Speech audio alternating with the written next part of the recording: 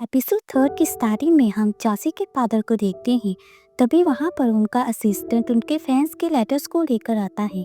तो वो जल्दी से उन लेटर्स को पकड़ लेते हैं और इनमें से एक लेटर को जल्दी से खोलते हैं और बहुत हैप्पी होते हैं। असिस्टेंट पूछता है कि आप इस लेटर को देखकर इतने हैप्पी क्यों हैं?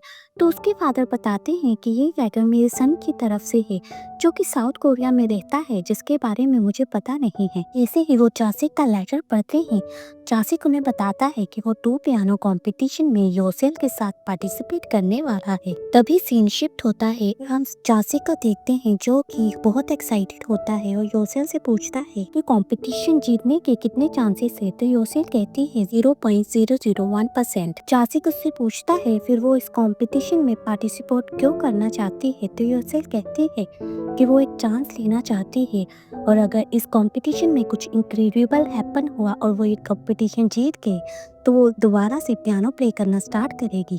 चासिक कहता है कुछ भी हो जाए ये कंपटीशन वो योसेल के लिए जीतेगा। तो योसेल स्माइल करती है और उससे कहती है कि वो उसे कैजुअली पियानो सिखाएगी।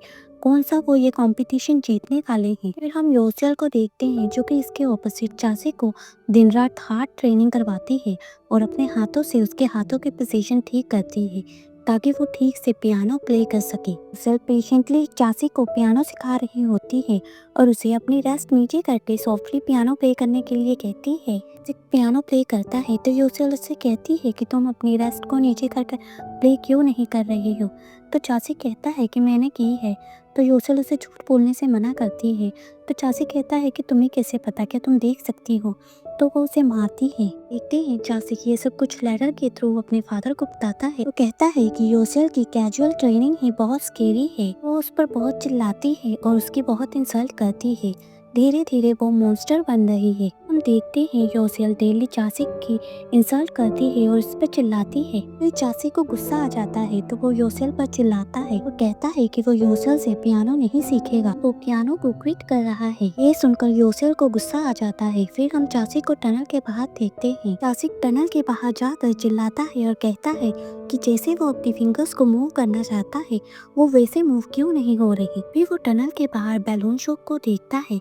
फिर हम योसेल को देखते हैं। उसे रास्ता ढूंढने में मुश्किल हो रही होती है तो वो एक लेडी से रास्ता पूछती है। थैंक यू कहकर जैसे ही वहाँ से जाने लगती है, इस ट्रिक की वजह से वो गिरने वाली होती है। तभी उसे कोई पकड़ लेता है। योसेल उसे थैंक यू कहती है। सिर्फ बैलून की हेल्प से अपनी वॉइस को चेंज करता है और कहता है कि मैं चासिक हूँ और अपनी नीज पर बैठ कर उससे कहता है कि मैं गलत था और उससे माफी मांगता है। कहता है कि उसे उस पर चिल्लाना नहीं चाहिए था। योसेल कहती है कि तुम्हें लगता है कि मैं इससे मान जाऊंगी और अपनी हंसी कंट्रोल करने की कोशिश करती है। उसे हंसता हुआ देखकर अपनी इसी वॉइस में सॉन्ग गाने लगता है तो योसेल जोर जोर से हंसने लगती है। चासिक कहता है कि वो योसेल की इस हंसी को पियानो कंपटीशन में देखना चाहता है। हम चासी के फादर को देखते हैं जो कि 2 पियानो कंपटीशन में जाने का डिसीजन लेते हैं और कहते हैं कि वो अपने सन से मिलने के लिए बहुत क्यूरियस हैं। फिर हम चासी को योसेल को हैप्पीली पियानो प्ले करते हुए देखते हैं।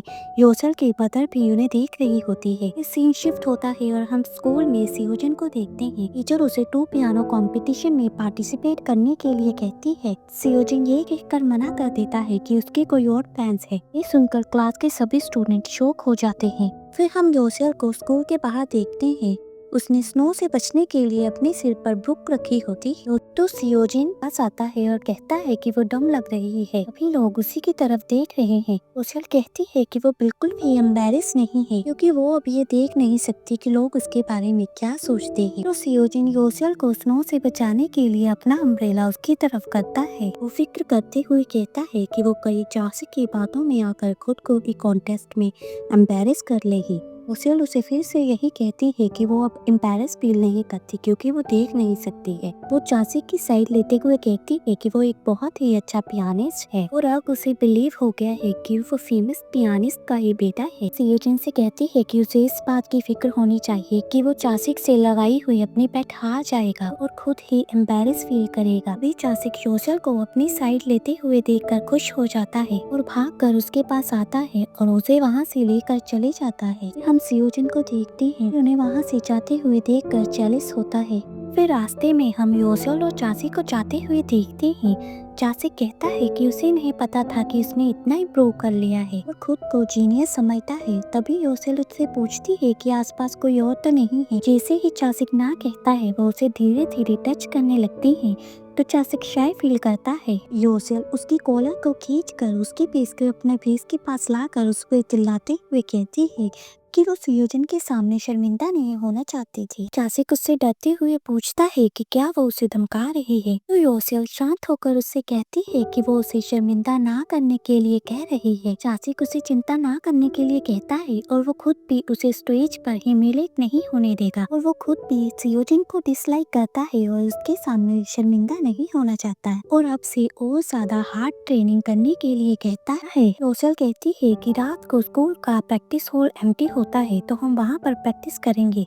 तो चासी कहता है कि वो उसे 10 बजे पिकअप करने आएगा। योसेल ओके कहती है और वो दोनों वहाँ से जाने लगते हैं। फिर हम चासी को योसेल का वेट करते हुए देखते हैं। जैसे ही वो उसकी मदर को देखता है छुपने के लिए कार के ऊपर चढ़ जाता है, लेकिन वो कार स्लाइड होकर उनके पास रुकती है। उसकी मदर को कहता है कि वो योसेल को लेने आया है। योसेल की मॉम से पूछता है कि आज उसका फैशन कैसा लग रहा है और उम्मीद है कि वो आज लोन शार्क गैंगस्टर जैसा नहीं लग रहा होगा। उसकी मदर कहती है कि वो आज कैट थिफ लग रहा है। उससे पूछती है कि उन दोनों का ऐसा क्या सीक्रेट है जो योसेल उसके साथ पियानो प्ले करते हुए स्माइल कर रही थी। आसिक हैरान होता है कि वो उनके पियानो प्ले करने के बारे में जानती है। भी वहाँ पर योसेल आती है। उसे पता नहीं होता कि उसकी मदर भी वहीं पर है। आसिक योसेल से कहता है कि उन्हें उसकी मदर को पियानो प्ले करने के बारे में बता देना चाहिए। योसेल ये कहकर मना कर देती है कि अगर उसने अपनी मॉम को बता दिया तो उनकी एक्सपेक्टेशन की बर्डन की वजह से वो पियानो ठीक से प्ले नहीं कर पाएगी, इसीलिए वो इसे सीक्रेट रखना चाहती है। योसेल की मॉम इशारे से चासी को प्रेटेंड करने के लिए कहती है कि जैसे कि वो वहाँ पर नहीं है। भी योसेल चासिक से बाईसाइकिल के बारे में पूछती है तो चासी कहता है कि रात में बाईसाइकिल राइड करना डेंजरस होगा, इसीलिए वो उसे नहीं लेकर आया है। तो योसेल को अपने साथ लेके जाने लगता है। योसेल की मदर उन्हें वहाँ से जाते हुए देख रही होती है। वो अपने पियानो को बेचने के लिए बाद में पोस्टर लगाने के लिए बाहर आई होती। वे हम सुयोजन को स्कूल में प्रैक्टिस रूम में पियानो प्ले करते हुए देखते हैं। वो फील करता है कि इसकी पियानो प्लेइंग बिल्कुल इमोशनल लेस है। भी उसे प्रैक्टिस रूम के बाहर से आवाजें आती हैं और वो जल्दी से जंप करके सोफे के पीछे छुप जाता है। अभी योसेल और चासिक पियानो कंपटीशन में प्ले करने वाली मेलोडी को सुनते हुए प्रैक्टिस रूम में प्रैक्टिस करने आते हैं। उन्हें नहीं पता होता कि सुयोजन भी वहीं पर मौजूद है। योसेल चासिक को मेलोडी का ड्रामेटिक पार्ट समझाने के लिए कहती है कि वो इमेजिन करे कि वो स्टेडियम में है और जब वो बॉल क्लियर करने वाला होता है उसकी जो फीलिंग होती है उस फीलिंग के साथ पियानो प्ले करने के लिए कहती है। फिर हम देखते हैं कि योसेल पियानो प्ले करती है और चासिक उस सिनेरियो को इमेजिन करता है। योसेल चासिक से कहती है कि उन्हें पियानो कंपटीशन में एक साथ पियानो प्ले करना है, इसलिए उसे उसकी स्पीड के साथ मैच करना होगा। चासिक उसके बात को समझता है और प्रैक्टिस के लिए उससे थोड़ा टाइम मांगता है। फिर अगली सुबह हम चासिक को टनल में पियानो की स्पीड तेज करने की प्रैक्टिस करते हुए देखते हैं। वो इस बात से मायूस होता है कि वो योसेल की स्पीड को मैच क्यों नहीं कर पा रहा। अभी सुयोजन वहाँ पर आता है और चासिक से कहता है कि उसे ये सब कुछ छोड़ देना चाहिए क्योंकि उसके लिए ये एक इम्पॉसिबल टास्क है। सुयोजन हैरान हो जाता है जब चासिक भी उसकी बातों से एग्री करता है। तो चासिक सुयोजन से उसकी और ज्यादा इंसल्ट करने के लिए कहता है तो सुयोजन कंफ्यूज होता है। चासिक उसे बताता है कि जब कोई उसकी बहुत ज्यादा इंसल्ट करता है तो उसका खून खोल जाता है और वो इतना इनकरेज हो जाता है कि वो रिकॉर्ड ब्रेक कर सके, इसीलिए वो सुयोजन से उसकी और ज्यादा इंसल्ट करने के लिए कहता है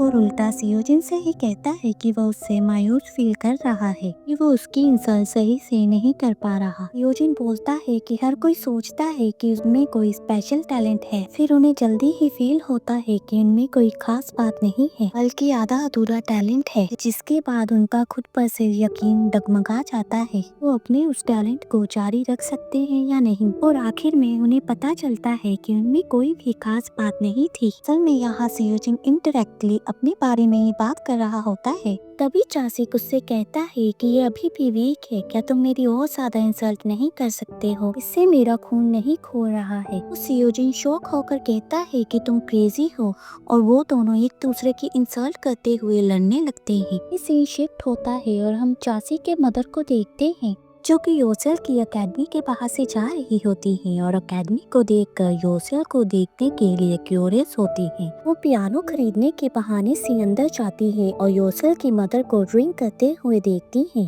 योसेल की मदर उनसे कहती है कि आप पियानो देख लीजिए और अगर आपको पियानो पसंद आए तो आप मुझे बता दीजिए। चासी की मदर उन्हें बताती है कि उसके बेटे ने अभी पियानो प्ले करना स्टार्ट किया है, इसलिए वो उसके लिए एक न्यू पियानो खरीदना चाहती है। योसेल की मदर से कहती है कि ये पियानो थोड़ा सा एक्सपेंसिव है। चाची की मदर उन्हें बताती है कि उसके बेटे ने उससे प्रॉमिस किया है कि वो उसके लिए एक बिल्डिंग खरीदेगा, इसलिए वो अपनी लाइफ की सेविंग्स को उसकी ड्रीम को पूरा करने में खर्च कर देगी। योसेल की मदर उन्हें ऐसा करने से मना करती है और बताती है कि कैसे उन्हें भी ये पता नहीं चला था कि जब वो ऐसा करती है तो ये उसकी बेटी के लिए एक बोझ बन गया था। योसेल की मदर चाची की मदर से कहती है कि वो ये पियानो उन्हें मुफ्त में दे देंगी और वो अपनी लाइफ की सेविंग्स को ना खर्च करे, ना ही अपनी बेटी के लिए अपनी पूरी जिंदगी लगा दे, क्योंकि ये उसकी बेटी का एक ड्रीम है तो उसकी मॉम को उसके इस ड्रीम को नाइटमेयर में नहीं बदलना चाहिए। ये बात चाची की मदर के दिल को लगती है, इसलिए डिनर के वक्त चाची की मदर उससे कहती है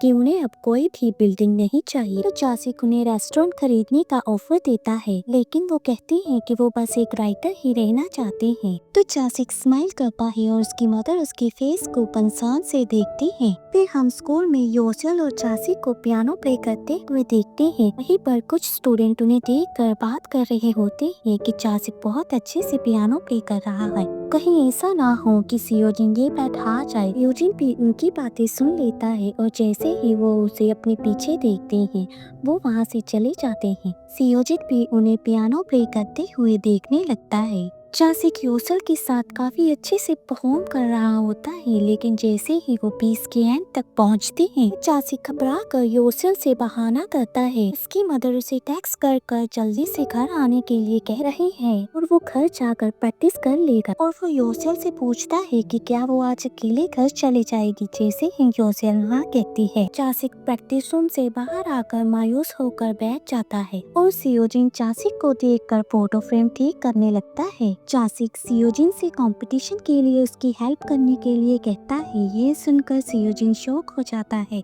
और उससे कहता है कि क्या तुम हमारी बैट भूल चुके हो, तो मैं तुम्हारी हेल्प क्यों करूं। तो चासिक कहता है कि ये कंपटीशन मेरे लिए बहुत इम्पोर्टेंट है और अगर मैं ये कंपटीशन जीत गया तो योसेल दोबारा से पियानो प्ले करना स्टार्ट कर देगी। तो सियोजिन पूछता है कि अगर वो ये कंपटीशन हार गई, चासिक बताता है कि वो पियानो प्ले करना क्विट कर देगी और मुझे पता है कि तुम भी ऐसा नहीं चाहते हो। सियोजिन कहता है कि तुम्हें ऐसा क्यों लगता है, हम दोनों तो एनिमीज हैं। तो चासिक उसके हाथ की चोट को दिखाकर उससे कहता है कि उस दिन जब वो लड़का योसेल की पिक्स क्लिक कर रहा था तो तुमने ही योसेल को उससे बचाया था। ये सुनकर सियोजिन उसे डांटते हुए वहाँ से चले जाता है।